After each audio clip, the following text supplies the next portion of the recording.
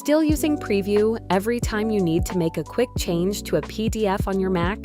There's a free alternative that gives you a much more complete editing experience, and you can use it directly from your browser.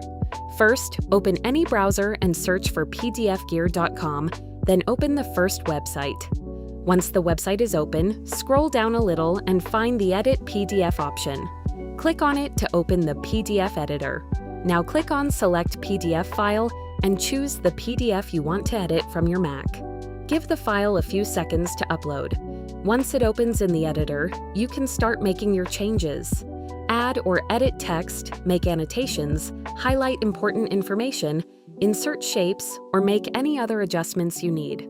Simply use the editing tools available on the screen and customize the PDF according to your requirements. When you're finished, quickly review the entire document to make sure everything looks correct. Once you're happy with the final version, simply click on the Download button. Your edited PDF will be saved to your Mac and is now ready to share, print, email, or use wherever you need it. And that's it. No complicated setup, no expensive PDF software, and no need to rely only on basic preview tools.